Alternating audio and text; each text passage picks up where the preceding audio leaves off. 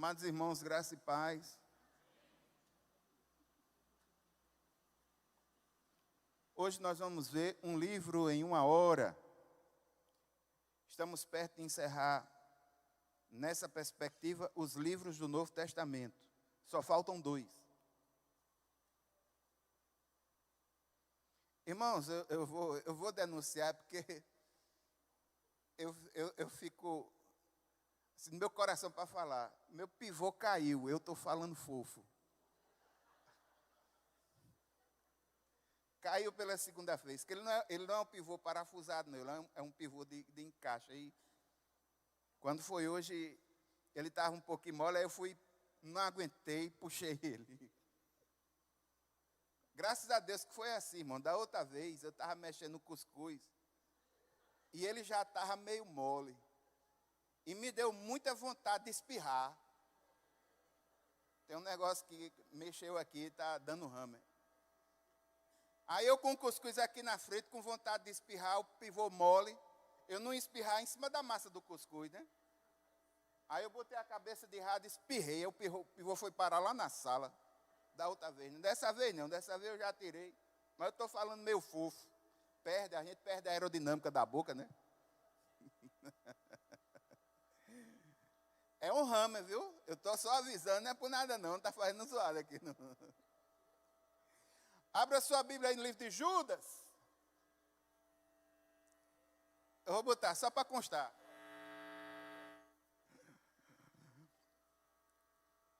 Então, irmãos,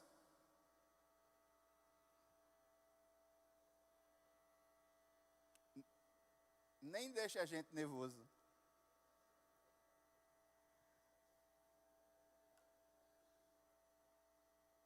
Vamos descobrir aí. Vá canal por canal assim, mute. Tum, tum, tum.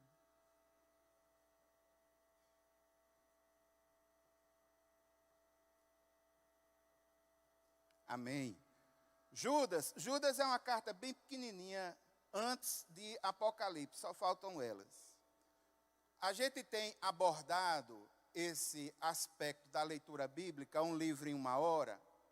Nós já fizemos essa abordagem por blocos. Nós já vimos o bloco dos evangelhos, sinóticos e evangelho de João. Nós já vimos o livro de Atos. Nós já vimos todas as cartas de Paulo. Aí entramos nas chamadas cartas gerais.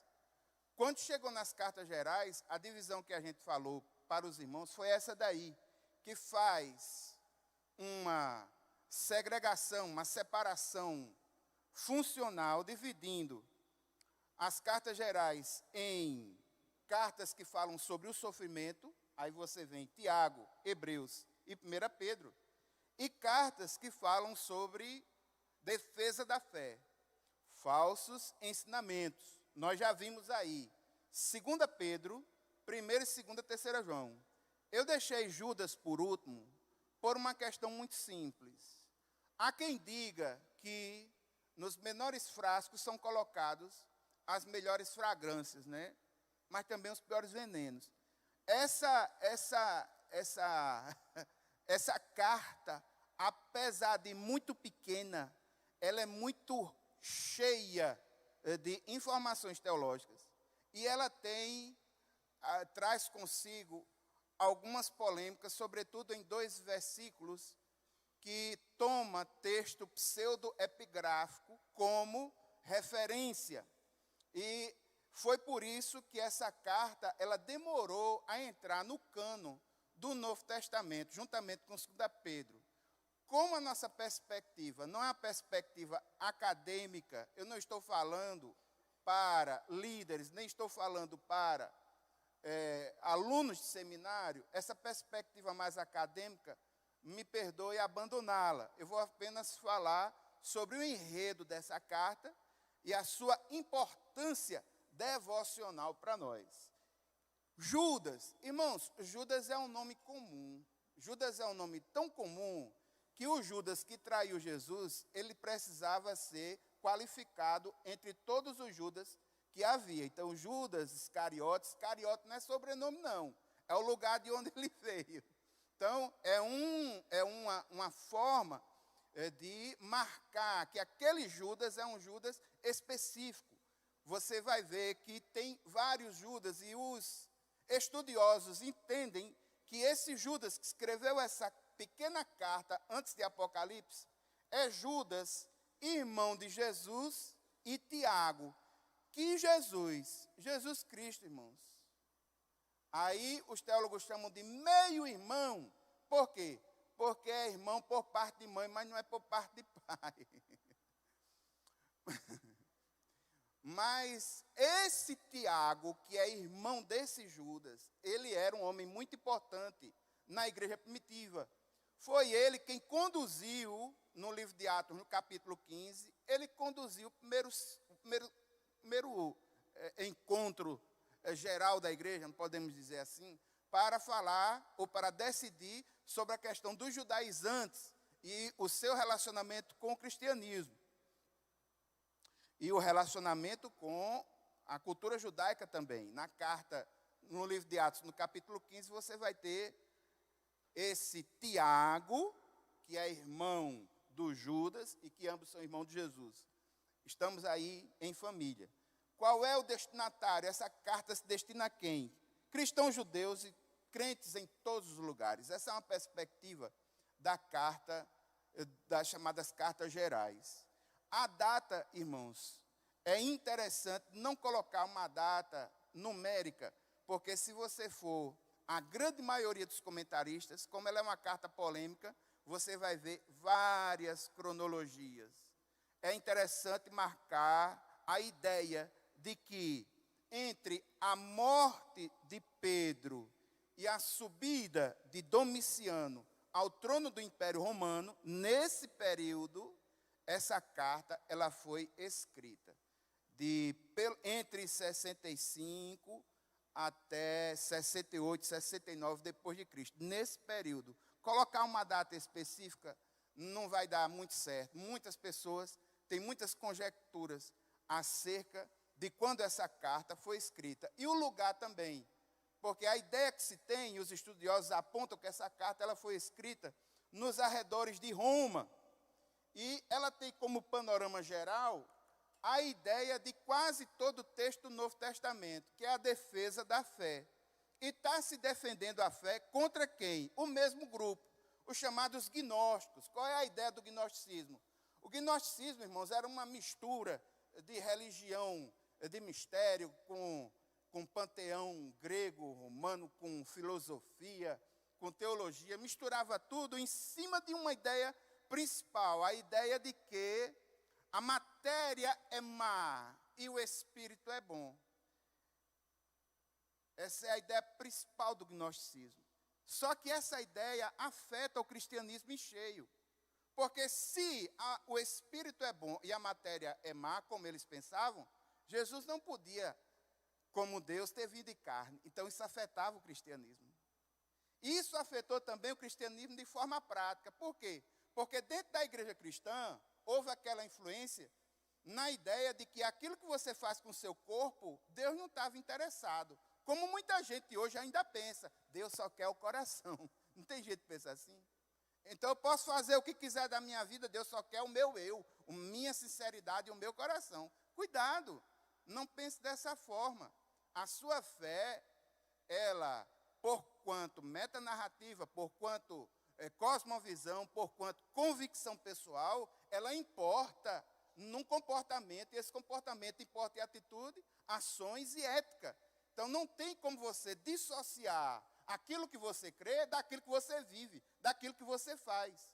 Essa dissociação entre aquilo que se crê e aquilo que se faz tem nome, chama-se hipocrisia.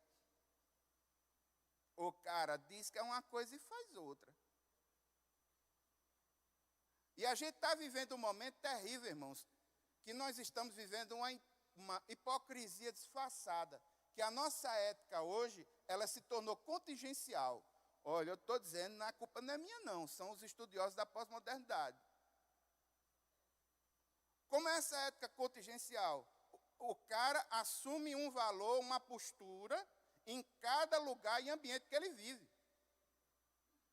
Ele é uma pessoa na igreja, é uma pessoa em casa, é uma pessoa com os amigos e é outra pessoa totalmente diferente no trabalho.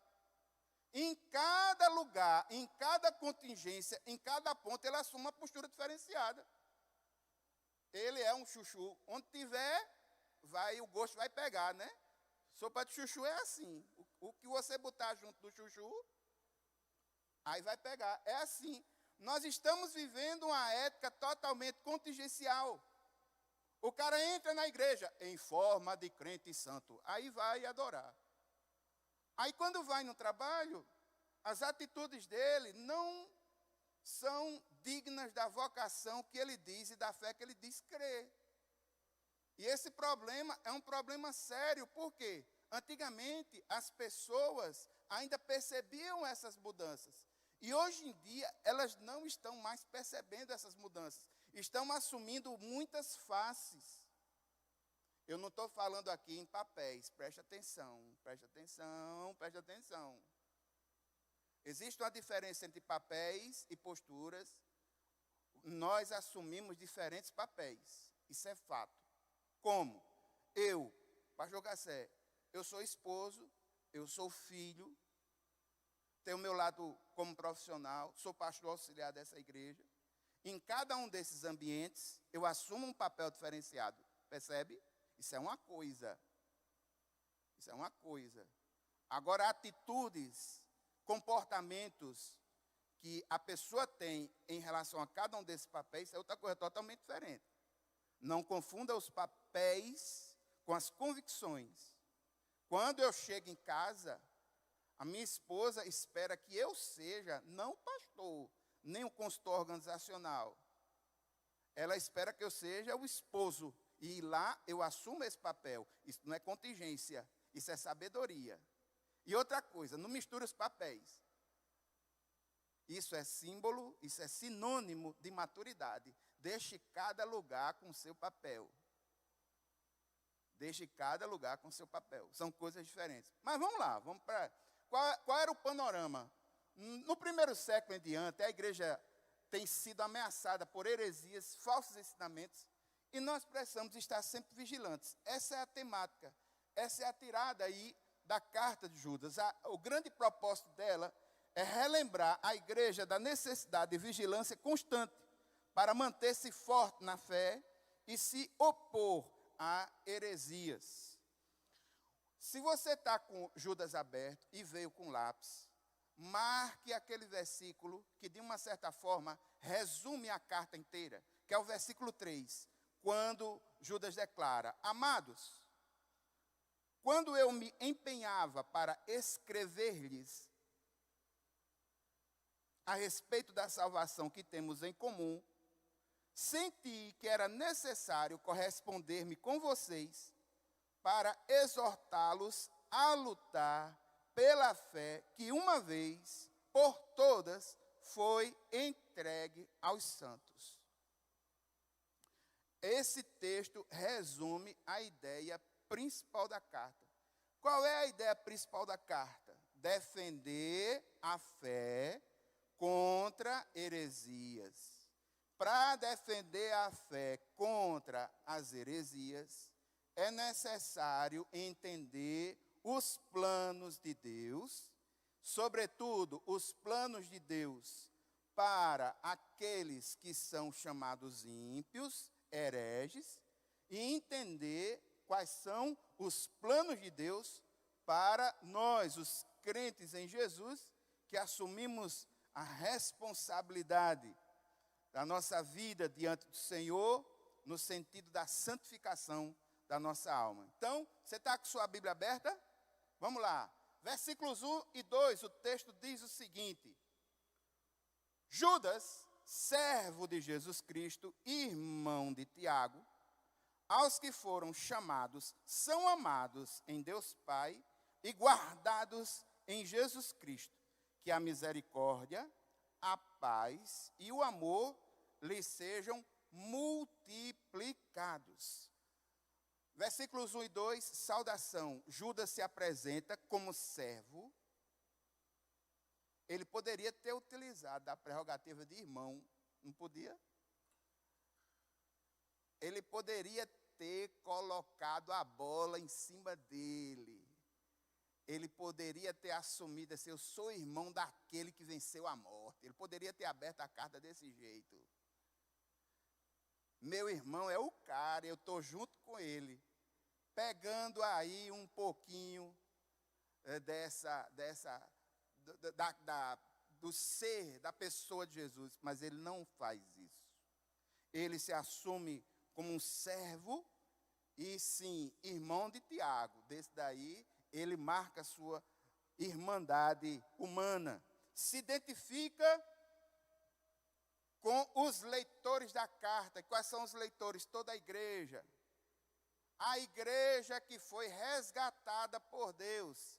Logo na saudação, irmãos, a gente tem uma grande palavra de esperança para nós. Sabe por quê? Porque ele diz, aos que foram chamados, são amados e são guardados.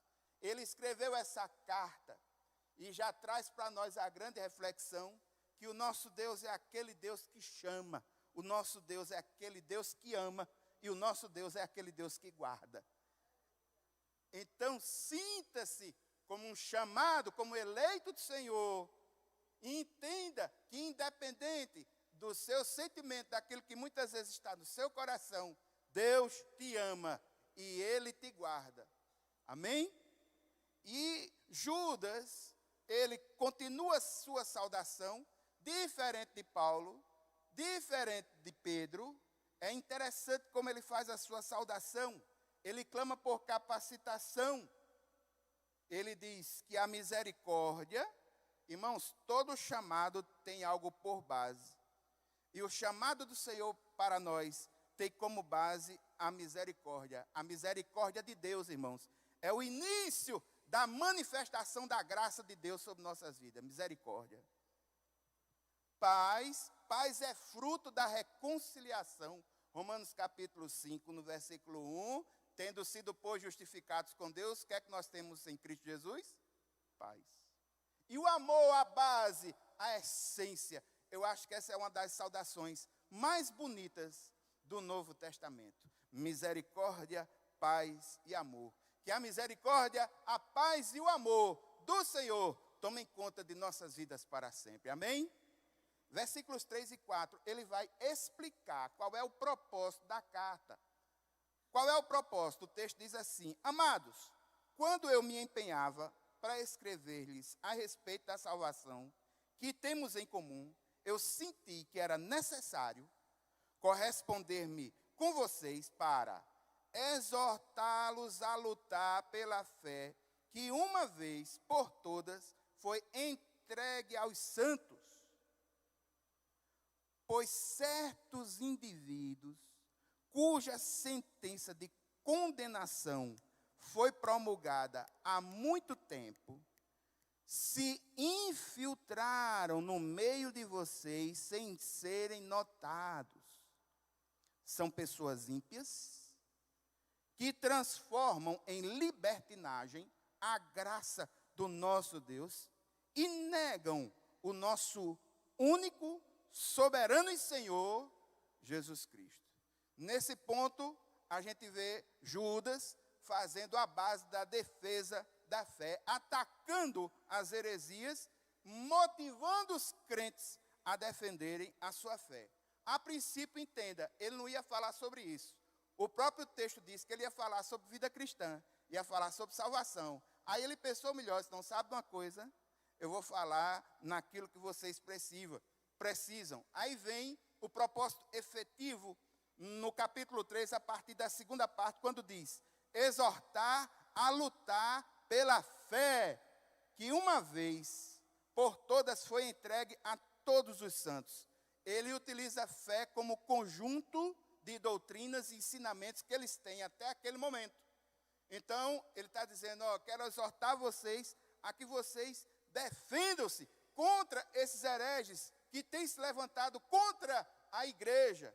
Esses hereges aqui já apresentam algumas características. Primeira característica, eles são infiltrados. Gente infiltrada dá problema, né? Ou Jesus. Quando tem infiltrado, aí é que dá problema.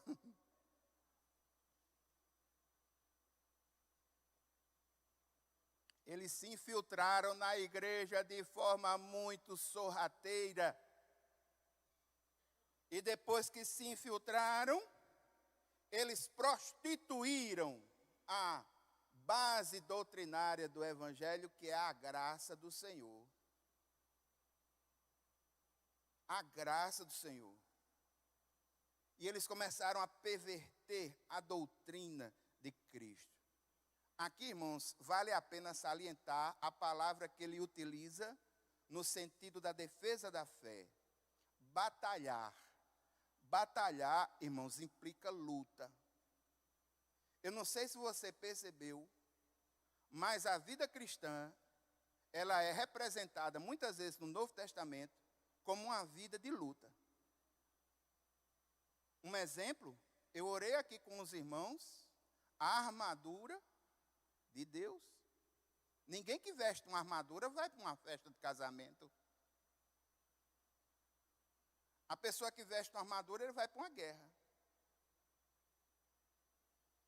Se existe uma coisa que marca a vida cristã, é um contexto de batalha.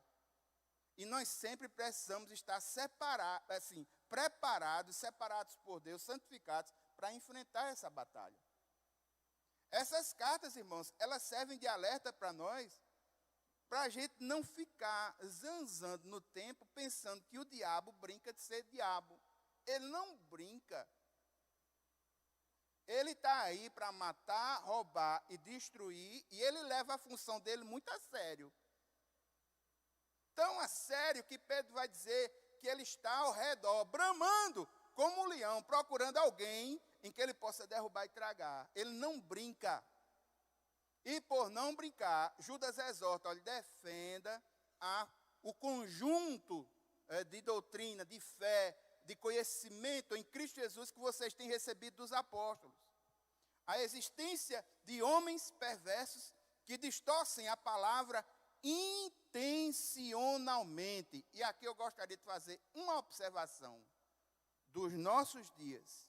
Irmãos, muito cuidado com os teólogos de mídia, muito cuidado com os teólogos de internet, sobretudo quando vêm com coisas muito mirabolantes acerca dos textos bíblicos. Alguém mandou um vídeo para mim, pastor, isso é verdade. É muito natural, é muito comum, muitos irmãos fazem isso. A grande maioria dessas coisas bombásticas que são faladas, eles não citam qual é a fonte, eles não fazem uma aplicação real, verdadeira, das ferramentas de hermenêutica, de homilética, simplesmente vomitam essas coisas como se fossem verdades, sem condições de sustentar, através de fontes verdadeiras, aquilo que estão dizendo. Então, muito cuidado com o que você ouve, muito cuidado com as mensagens, as pregações que você ouve, porque as ideias, as heresias, elas são, do ponto de vista de raciocínio, não são mal feitas, não. Tem heresia que é muito bem feita. E se a pessoa não tiver o seu coração percebido, não tiver acompanhando a palavra, não fizer como os crentes em Bereia de Atos 17, conferindo, a pessoa cai numa dessa e começa a acreditar em coisas que são mentira. Amém? Vamos adiante, versículos 5 a 7. Dito isso, feita essa exortação à igreja, aí o que é que Judas vai fazer? Judas vai mostrar na história que Deus sempre pune os ímpios. Versículo 5. Embora vocês já estejam cientes de tudo, de uma vez por todas, quero lembrar-lhes que Jesus, tendo libertado um povo, tirando-o da terra do Egito, destruiu depois os que não creram. Outro exemplo. E os anjos, e há anjos, os que não guardaram o seu estado original, mas abandonaram o seu próprio lugar, ele tem guardado sob trevas em algemas eternas para o juízo do grande dia. Terceiro exemplo. Igualmente, Sodoma, Gomorra e as cidades vizinhas, que também se entregaram à imoralidade e adotaram práticas contrárias à natureza, foram postas como exemplo do castigo de um fogo eterno. Qual é a ideia que Judas está trazendo? A ideia que Judas está trazendo é que Deus pune o ímpio. Isso é um fato marcado pela história.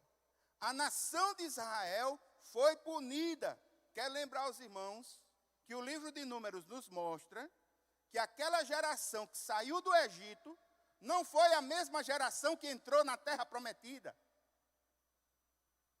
Da geração que saiu do Egito, aqui entrou na terra prometida, só 2 homens daquela geração, que foram Josué e Caleb. E o texto deixa bem claro que aqueles que murmuraram, eles foram punidos. Aí ele utiliza outro exemplo. Qual é o exemplo? Os anjos. A insubordinação dos anjos foi punida por Deus. Versículo 6. Embora os anjos fossem inicialmente puros, santos, vivessem na presença de Deus, alguns deles cederam ao orgulho, se uniram com Satanás em sua rebelião contra Deus. O livro de Isaías nos mostra isso. E 2 Pedro, no capítulo 2, versículo 4, também nos mostra essa realidade. Os anjos foram punidos. E para completar essa ideia de que Deus pune o ímpio, ele fala sobre Sodoma e Gomorra. Os habitantes dessas cidades estavam tão dominados pelo pecado que o Senhor os eliminou da face da terra. Qual é a ideia de Judas? Judas está dizendo, olha, esses hereges, deixa com Deus. Você pensa que eles vão ficar impunes, é? Olha o que é que a história nos mostra. Aí fala sobre o povo de Israel, fala sobre os anjos, e depois fala sobre Sodoma e Gomorra, mostrando a história como uma validação de que o Senhor vai se responsabilizar. Se o povo escolhido, os anjos e as cidades pecadoras foram castigadas, sem dúvida, esses falsos mestres vão ser severamente punidos também. Versículos 8 a 16, ele começa a qualificar quem são esses falsos mestres. Do versículo 8 a 11, nós vamos ver aspectos da conduta desses apóstatas. Os versículos 12 e 13, nós vamos ver aspectos do caráter dessas pessoas. E os versículos 14 até 16 vai falar sobre a comunicação dessas pessoas terríveis. Versículos 8 a 11, o texto diz o seguinte: do mesmo modo, também esses hereges, quais sonhadores, contaminam a carne, rejeitam a autoridade, insultam os gloriosos seres celestiais.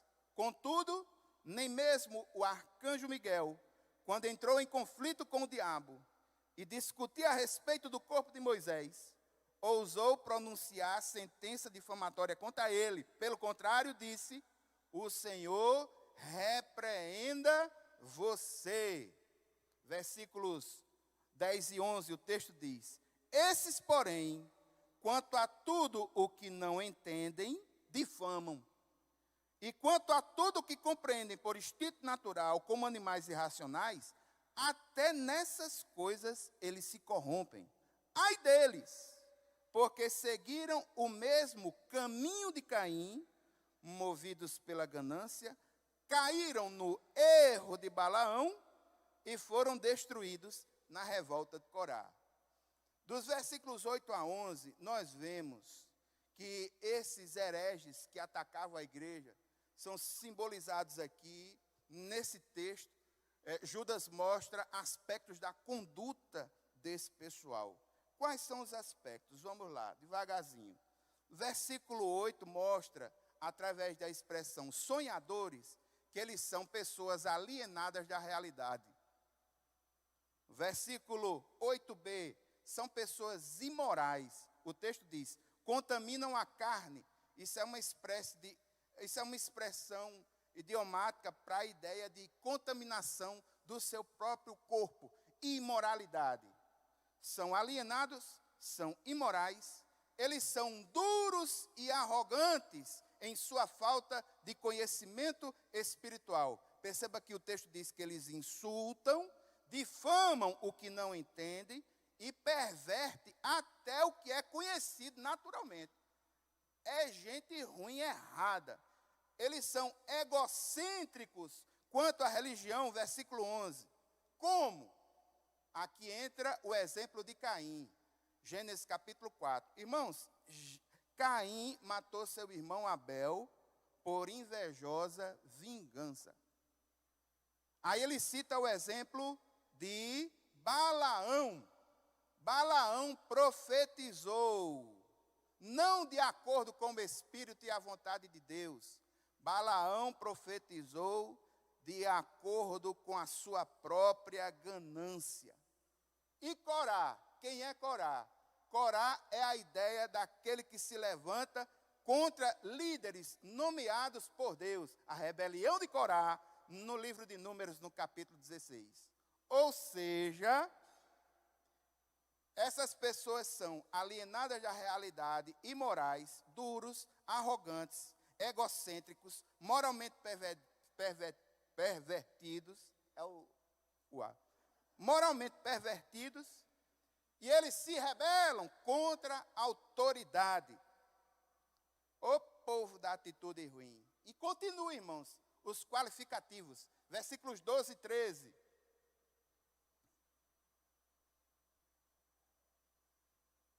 Deixa eu achar aqui, 12 e 13.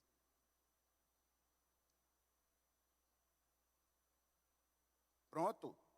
Continua. Esses hereges, eles são como rochas submersas nas festas de fraternidade que vocês fazem, banqueteando-se com vocês sem qualquer receio. Eles são pastores que apacentam a si mesmos. Eles são nuvens sem água, impelida pelos ventos. Eles são árvores que em plena estação de fruto continuam sem fruto, duplamente mortas e arrancadas pela raiz. Eles são ondas bravias do mar que espumam as suas próprias sujeiras. São estrelas sem rumo, para as quais está reservada a mais profunda escuridão para sempre. Se a gente viu características da atitude desse pessoal, agora a gente vê características do caráter desses hereges. E como é que Judas marca essas características? Ele utiliza um recurso chamado símile, é similar a. Aí fala sobre uma espécie de comparação com alguns elementos. Quais são os elementos? Rochas submersas, pastores que pastoreiam a si mesmos, ou seja, são pastores mercenários, nuvens que não têm chuva, árvores infrutíferas, ondas no mar revolto e estrelas que não servem para guiar nada. A primeira ideia, a ideia de rocha submersa, é a ideia que essas pessoas têm um caráter destrutivo. Uma rocha submersa numa praia é o terror de qualquer jangadeiro ou condutor de barco, porque pode afundar, ela é destrutiva. A gente precisa entender essa símile à luz do homem simples do século I. Segundo, são egoístas, porque pastores que cuidam de si mesmos, são mercenários. Terceiro, eles são enganosos, uma grande nuvem que não tem chuva. O cara olha para essa nuvem com toda esperança, mas não tem nada. Ela passa, vai embora, lhe engana. São enganosos. Quarto, eles são decepcionantes. Você vai numa fruta, na estação de que aquela fruta está para dar o fruto, quando você chega lá, o pé de fruta não tem nem folha. Que coisa decepcionante. É decepcionante. Eles são decepcionantes. Eles são inconstantes, como a onda de um mar revolto, e que levanta sujeira, a sujeira do seu próprio pecado. É para isso que serve a símile, para puxar o imagético, fazer a gente raciocinar. E por último, irmãos, eles são indignos de confiança. Qual é o elemento? A estrela. Por quê? Antigamente, eles utilizavam as estrelas para poder traçar suas rotas de navegação. Agora, essas rotas de navegação, elas eram traçadas em estrelas muito específicas, para que eles pudessem asseverar em alto mar qual o caminho que ele deveria tomar. Se ele pegar uma estrela errada, tchau, se perdeu. Uma estrela chamada estrela errante é uma estrela que não é digna de confiança. Olha que coisa bacana, olha o caráter dos hereges. São destrutivos, egoístas, enganosos, decepcionantes, inconstantes e indignos de confiança. Versículos 14 a 16, segue o texto. Foi a respeito deles que também profetizou Enoque, o sétimo depois de Adão, dizendo: eis que o Senhor vem com milhares de seus anjos, para exercer juízo contra todos e para convencer todos os ímpios a respeito de todas as obras ímpias que praticaram e a respeito de todas as palavras insolentes que ímpios pecadores proferiram contra ele. Nos versículos 14 a 16, a gente vê que esses hereges se encaixam nesse padrão histórico. Nos versículos 14 e 15, o texto mostra pela profecia de Enoque, e aí um registro de um texto pseudoepigráfico, é por isso que essa carta ela é um pouco polêmica. A impiedade dessas pessoas está passivo do juízo de Deus há tempo. O Senhor vem com exercer o juízo para convencer todos os ímpios a respeito das suas obras. Essas pessoas, irmãos, elas utilizam a boca como instrumento. Versículo 16. Esses tais são murmuradores, pessoas descontentes, que andam segundo as suas paixões. A sua boca vive falando grandes arrogâncias. Adulam os outros por motivos interesseiros. É terrível, irmão, mas essas pessoas trabalham na lábia, só ali. O instrumento delas é a conversinha. Cuidado com quem você anda conversando. A coisa entra de forma muito sorrateira. No versículo 16 nós vemos como o herege utiliza a sua boca. Eles são murmuradores, não utilizam a sua boca para a glória de Deus. A boca deles é arrogante. Pode ter certeza, irmãos, o evangelho deles geralmente brilha mais do que o seu. Eles são bajuladores. Tem um escritor brasileiro que tem uma frase dele, não me lembro. Agora, a mão que te afaga é a mão que te empurra para o abismo. Isso marca muito a ideia desse camarada aí, que é o herege. E o que é que nós precisamos ter, irmãos? Nós precisamos ter cuidado. E esse cuidado é marcado como? Versículos 17 a 19. Mas vocês, ele agora não está falando mais de herege. Agora ele está repassando para nós o que em tese nós precisamos fazer. Preste atenção. Mas vocês, meus amados, lembrem-se das palavras anteriormente proferidas pelos apóstolos de nosso Senhor Jesus Cristo. E eles diziam a vocês: nos últimos tempos haverá zombadores, andando segundo as suas ímpias paixões. São estes os que promovem divisões, seguem os seus próprios instintos e não têm o Espírito. Irmãos, essa carta ela é pequena, mas ela é forte. Você já percebeu? É como eu disse no início. Nos pequenos frascos, as melhores fragrâncias e os piores venenos. E a gente vê aqui que ela é forte, ela é pesada, ela não alisa. Ela lembra que os crentes precisam estar sempre lembrando das palavras e do ensino dos apóstolos. Versículo 17. As profecias que foram proferidas pelos apóstolos. Livro de Atos, como foi que a igreja primitiva começou a sua dinâmica. E eles se reuniam, Atos 2, 42 a 47. No partir do pão, nas orações. E eles estavam no ensino e na doutrina de quem? Dos apóstolos. Então, o ensinamento apostólico precisa ser lembrado. E aqui Judas lembra que os apóstolos tinham falado aos discípulos que esses hereges haveriam de atentar à igreja, como diz a história. E ele lembra, olha, os apóstolos disseram que isso haveria de acontecer. Lembrem-se do ensino deles. Eles são eclesiasticamente invasivos, promovem divisões. Eles são moralmente dissimulados, seguem seus próprios instintos.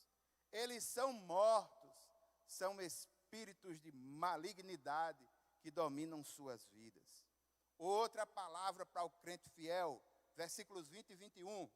Mas vocês, meus amados, edificando-se na fé santíssima que vocês têm, orando no Espírito Santo, mantenham-se no amor de Deus, esperando a misericórdia do nosso Senhor Jesus Cristo, que conduz para a vida eterna.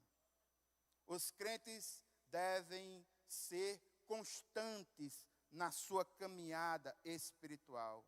Precisa crer na santificação. Santificação, irmãos, é a nossa luta diária para fazer morrer o velho eu e que o Senhor tome em aspecto absoluto todas as esferas do nosso ser. Isso é uma batalha diária. Tome a sua cruz a cada dia e siga-me. Outra coisa, irmãos, é necessário estar em sintonia com o Espírito Santo, orando no Espírito Santo. Só essa frase já dá para a gente fazer um estudo de 2 meses, em 8 quartas-feiras, para falar só sobre isso. O que é que o Espírito Santo pode proporcionar e como orar neste sentido que o apóstolo, que o Judas está falando aqui em sua carta. Mas o fato é que, na prática, é necessário cultivar o amor a Deus pela obediência, esperando a misericórdia do Senhor Jesus Cristo, esse Jesus que nos conduz para a vida eterna.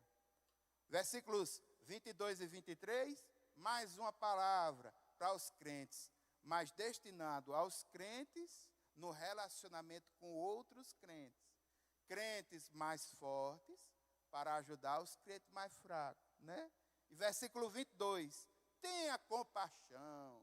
Olhe para o seu irmão e diga assim, tenha compaixão.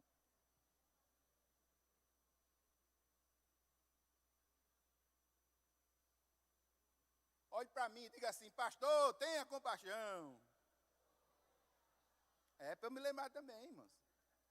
Às vezes eu sou meio durinho. Não estou aqui para negar isso, né? É um fato. A gente precisa ter compaixão, irmãos. Tenha compaixão de alguns que estão em dúvida. Salvem outros, arrebatando-os do fogo. Quanto a outros, sejam também compassivos, mas com temor, detestando até a roupa contaminada pela carne. Ele diga, olha, tenha compaixão, tenha compaixão, compaixão, mas tudo tem limite. Tudo tem limite. E de fato é, irmãos, de fato é. Antigamente, por causa do seminário, aqui e ali, eu era levado a participar nas igrejas, juventude, esse negócio, de debate sobre questões teológicas, doutrinárias, essas coisas. Eu deixei de ir, irmãos, porque eu percebi uma coisa. Geralmente, essa plateia que vai para esse tipo de coisa está dividida em dois grupos. Aqueles que vão, de uma certa forma, com humildade para aprender, e aqueles que já estão com suas convicções firmes, com o seu coração fechado, e as perguntas é com o objetivo não de construir algo para a fé, mas o objetivo deles é fechar com sua cara, nessa ideia que tem hoje em dia de lacrar, os teólogos da lacração. Aí, irmãos, eu deixei de ir para essas coisas porque eu fiz uma análise. Eu posso utilizar um filtro e posso falar a pessoas que querem do Senhor em suas vidas e não perder tempo jogando pérolas aos porcos. E eu não faço, eu não vou mais, não vou. A última vez que eu participei de uma coisa como essa, havia 4 debatedores e um debatedor nacional. O debatedor nacional, ele se levantou, um nome de renome, levantou com um livro dizendo: eu provo por A mais B que a igreja brasileira nunca teve um movimento de reavivamento espiritual, eu provo assim, assim, assim, assim. Aí eu peguei da palavra e disse: meu irmão, diga isso desse jeito não. Isso é um tipo de notícia que a gente tem que dar com tristeza no nosso coração. Se você chegou a essa conclusão, você deveria exortar a igreja a que a gente continuasse buscando por um verdadeiro avivamento. Não é só para chegar e lacrar diante de todo mundo dizendo: eu descobri que a gente não chegou. Não mudou em nada. Mudou alguma coisa a sua informação, o seu livro? Graças a Deus, não comprei nem tenho nenhum livro dele. Eu conheci nos bastidores, esse aí, e tem uma coisa, ele tentando pregar por aqui alguma coisa, se eu souber, eu dou a ficha. Que eu vi nos bastidores como é que se comporta. Às vezes, irmão, tem uma galera dessa daí que se levanta, tem um grupo que se levanta para vender disco, e tem outro grupo que se levanta para vender livro. Vocês perceberam isso, não?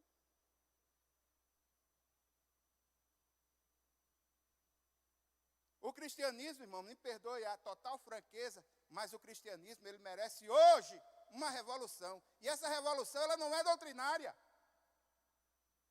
A revolução que o cristianismo precisa, ela é de atitude. A gente precisa botar em prática aquilo que a gente já sabe. O que me chama a atenção não é o que nós não sabemos ou o que não sei sobre o Evangelho. O que me chama a atenção é aquilo que eu sei e eu não boto em prática. Isso é o que me acusa. Isso é o que me traz tristeza. Nós precisamos ser mais coerentes de vida a partir de nós que pregamos o Evangelho. Então, irmãos, aqui a gente vê uma palavra aos fiéis. Outra palavra aqui aos fracos na fé. Tenha compaixão com aqueles que duvidam. Mas até na dúvida, você sabe.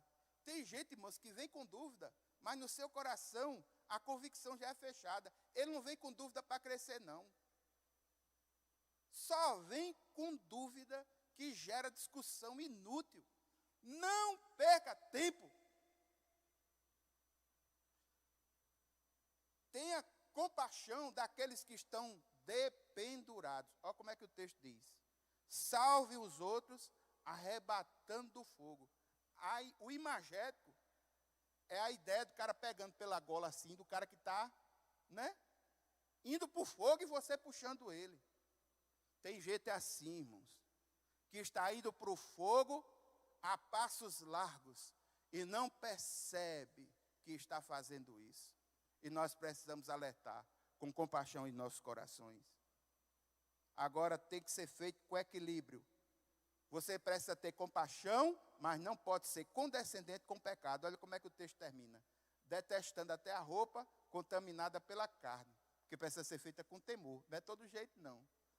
Tenha cuidado com a compaixão, que a compaixão seja dosada com bom senso. Oração, bom senso, e caldo de galinha não faz mal a ninguém. Vamos embora, versículos 24 e 25, a gente encerra com uma doxologia. O que é uma doxologia? É um momento em que o escritor, ele separa para adorar ao Senhor no meio da sua discussão, no meio da sua narrativa. No final, Paulo faz muito isso. Aqui e ali tem uma carta de Paulo que ele exalta o nome do Senhor, né? Ó, a profundidade da riqueza, fonte da sabedoria, quem conheceu a mente. Aquilo é uma doxologia, é um momento de glorificação. Olha que coisa linda.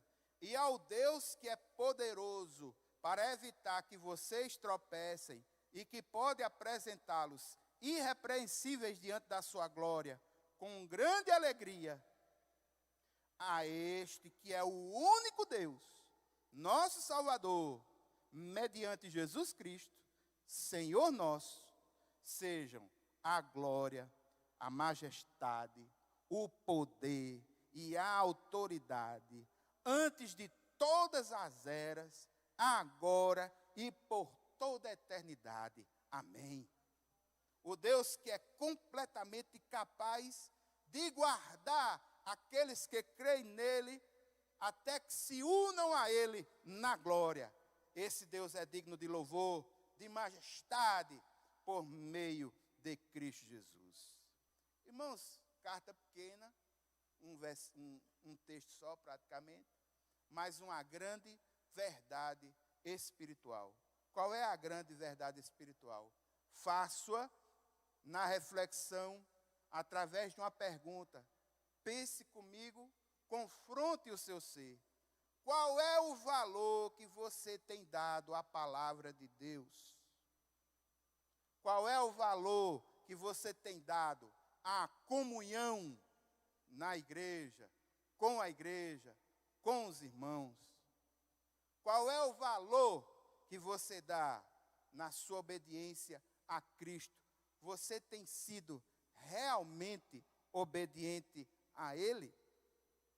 Você sabe defender a sua fé contra as heresias? Você consegue identificar as heresias do nosso tempo? São reflexões importantes que nos levam, irmãos, a que nós busquemos a Deus, busquemos crescer em graça e em sabedoria. Não cresça troncho, não. Cresça equilibrado. Cresça em graça, cresça em sabedoria. Cresça em graça, irmãos. A gente desfruta aqui na comunhão da fé dos irmãos, na ministração dos dons do Espírito Santo, porquanto igreja do Senhor. Você que vê a igreja, você cresce em graça, irmãos. Quando você é ministrado pela igreja, quando você tem a sua vida devocional sadia, quando o Senhor, pelo seu Santo Espírito, fala a você, e você tem sensibilidade de ouvir a voz de Deus. Aí eu pergunto, você tem ouvido a voz do Senhor a falar contigo na tua alma, nas tuas devocionais? Deus tem conduzido os seus passos? Você tem sabido tomar decisões? Orar, irmãos, como se estivesse apresentando uma lista de necessidades, é fácil. Eu quero ver orar no sentido de ouvir o Espírito Santo falar a alma. Saber ouvir a voz de Deus. Você tem sabido ouvir a voz de Deus? Você tem sabido ouvir a voz de um Deus que dirige os seus passos? Isso é crescer em graça. Agora, irmãos, crescer em conhecimento é crescer no conhecimento da palavra. E é necessário que se cresça no conhecimento da palavra. Se nós não crescermos no conhecimento da palavra, nós vamos ser levados por ventos de doutrina. E o que é pior, as pessoas quando vierem perguntar a nós, qual é a razão da nossa fé, a gente não vai ter argumentos, não vai saber como falar sobre a nossa própria fé, não vai ter condições de testemunhar em palavras condizentes com o nosso tempo, com a nossa realidade. Quando a gente olha para o texto bíblico, não olha só para o passado, para aquilo que a Bíblia quer nos mostrar na revelação de Deus ao longo do tempo. Mas a gente também precisa olhar para o presente, para saber o que é que o Senhor e onde o Senhor quer nos utilizar para fazer diferença nos tempos de hoje. É olhar para o passado buscando o significado das coisas, mas é olhar para o presente e olhar para o futuro buscando a significação das coisas, que é a aplicação da palavra de Deus num contexto profético. E a igreja não pode perder seu espaço profético para ninguém. Ela precisa assumir o seu espaço profético. E ao assumir o espaço profético, que a igreja precisa declarar e precisa interceder com toda a força do seu ser para as demandas atuais de nossa sociedade, irmãos. Aborto não.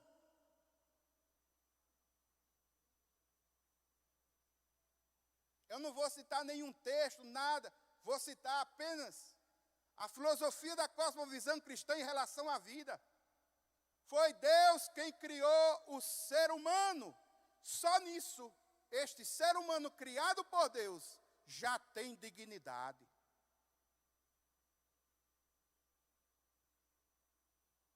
O nascituro começa a partir da geração.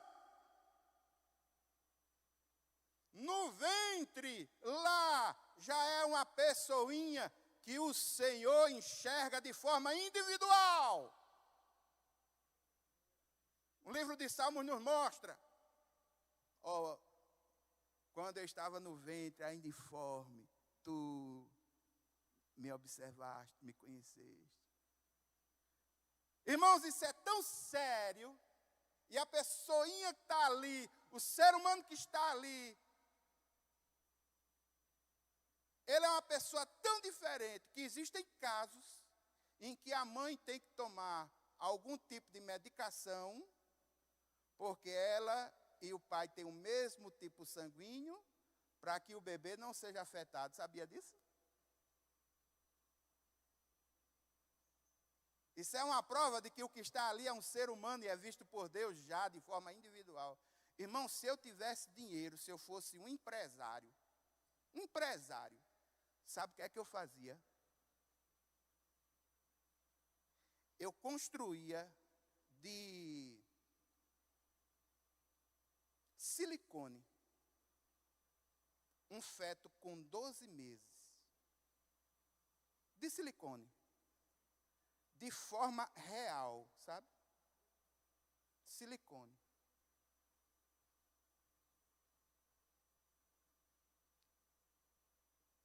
E colocaria uma frasinha assim, não me mate. E daria para cada uma dessas pessoas que defendem a morte de seres humanos vivos sem condições de se defender. Para ela pegar no que é um feto já com 12 meses, silicone mesmo, ter essa sensação, sabe? Ela ter a sensação do que isso significa, sabe? Às vezes a gente fala de uma coisa que não percebeu, que não viu, e é assim que muitos desses, os que estão defendendo isso, nasceram. Vocês prestaram atenção nisso ou não?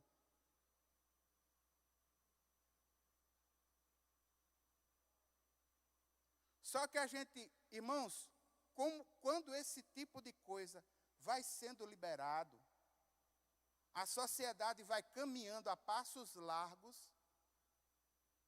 para a desvalorização da vida. Largos. Por quê? Porque a morte de uma criança agora, e mais para frente a pauta vai ser eutanásia de pessoas nos hospitais, lutando entre a vida e a morte. Vai ter alguém que vai questionar assim, qual é a idade do camarada?